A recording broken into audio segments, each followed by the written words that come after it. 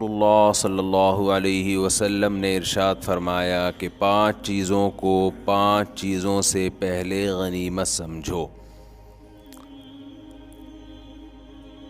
صحت کو بیماری سے پہلے، دولت کو غربت سے پہلے، فراغت کو مشغولیت سے پہلے،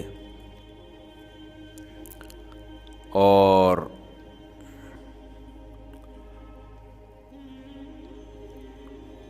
غنا کا قبل فقر، جوانی کو بڑھاپے سے پہلے، اور زندگی کو موت سے پہلے۔ اس پر بیان چل رہا تھا کہ غنیمت سمجھنے کا مطلب یہ ہے کہ وقت کی قدر کرو، وقت کو ضائع مت کرو۔ اس پر پھر میں نے کچھ مثالیں دی تھیں کہ وقت کو ضائع کرنا کہتے کس کو ہیں۔ اگر آپ کا ہدف الگ ہے، دوسرے آدمی کا ہدف الگ ہے، 2 آدمیوں کی منزل الگ الگ ہے، تو ہو سکتا ہے آپ جس کام میں مشغول ہوں، دوسرا اس مشغولیت کو وقت کا ضیاع سمجھے، اور وہ جس کام میں مشغول ہے آپ اس کی مشغولیت کو وقت کا ضیاع سمجھیں۔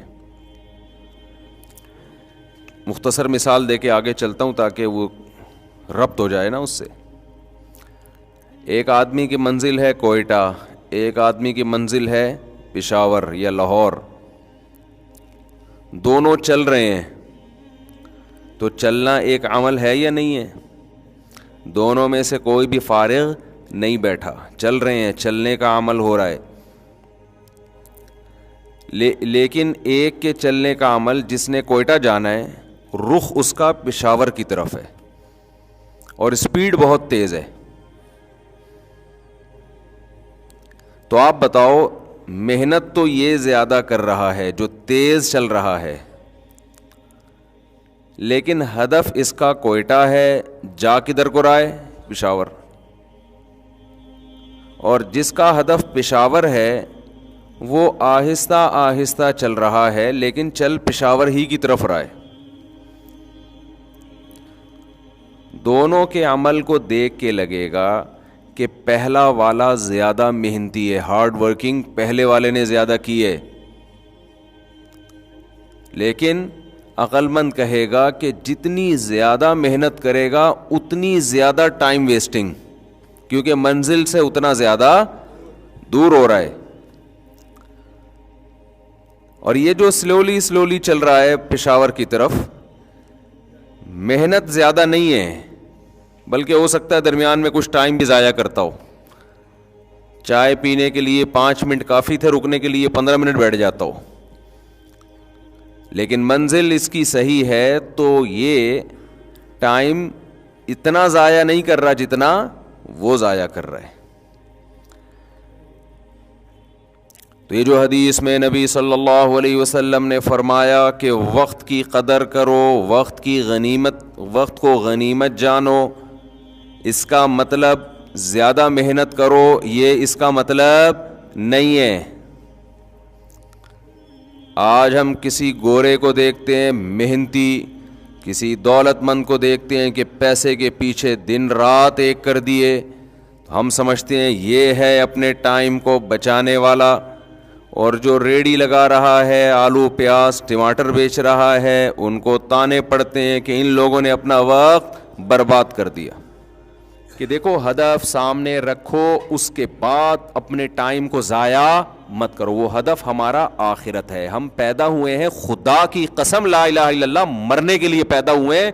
یہ ہمارے دماغ میں کسی نے غلط سافٹ ویئر ڈال دیے ہیں کہ ہم زندہ رہنے کے لیے پیدا ہوئے ہیں۔ یہ زندگی بہت سے بھی زیادہ تھوڑی ہے۔ آپ اگر کروڑوں اربوں سال ماضی کو لے کر جائیں، اور آگے قبروں میں ہمارا دور پتہ نہیں ہزاروں سال رہتے ہیں، سینکڑوں سال رہتے ہیں، اس کے بیچ میں جو یہ 50 60 70 سال ہے میرے بھائی، اس کی 2 ٹکے کی اوقات نہیں ہے۔ اس کو کیوں اتنا باپ بنا لیا ہے؟ سکسیس، کامیابی، اور ایکچولی یہ اسٹرگل کر کے یہاں تک پہنچا۔ جہاں مرضی پہنچ جائے بھائی، تو تھوڑے دنوں میں کہاں آنے والا ہے؟ قبر میں آنے والا۔ تھوڑے دنوں کو پتہ بھی نہیں ہے کب آئے گا. کیوں وہ اتنا باپ بنا لیا اس کو؟ صحت مسلط ہوتی ہے تو صحت مسلط ہو جاتی ہے, دولت مسلط ہوتی ہے تو دولت مسلط ہو جاتی ہے. شہرت اور عزت کی چاہت مسلط ہوتی ہے تو وہ مسلط ہو جاتی ہے. مشہور ہونے کا شوق, پاگلوں والی حرکتیں کر رہا ہوتا ہے مشہور ہونے کے لیے. ایسے بھی یوٹیوب پہ آپ پہ لوگ ملیں گے, مشہور ہونے کا بہت شوق ہے, سمجھ میں نہیں آ رہا کیسے ہو جائیں ہم.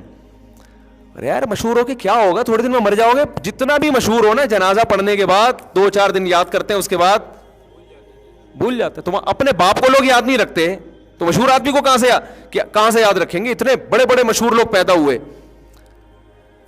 اور ایسے ایسے مشہور لوگ دنیا میں پیدا ہوئے ہیں نا کہ ان کے پہ لوگوں نے جانے دیے ہیں.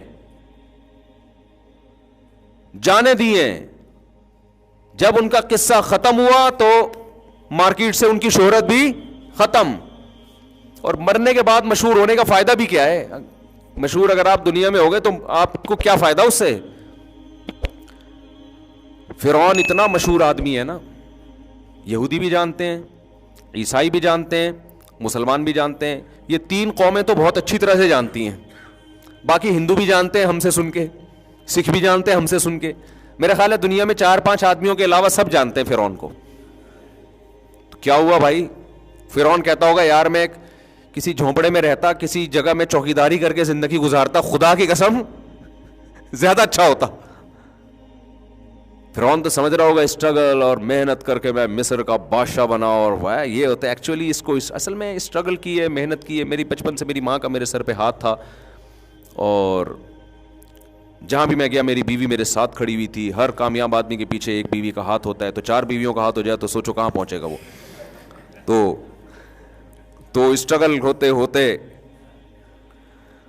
میں یہاں تک پہنچا. اب فرعون سے کوئی جا کے پوچھے تو فرعون کہے گا کاش میری قسمت میں ہوتا, میں خریدتا ایک کھوتا, بس ایک میرا گدھا ہوتا اور کچھ نہ ہوتا. کبھی تو سوار ہوتا, کبھی میں سوار ہوتا, بس ہنسی خوشی زندگی گزر جاتی. مجھے دنیا میں کوئی نہ پہچانتا.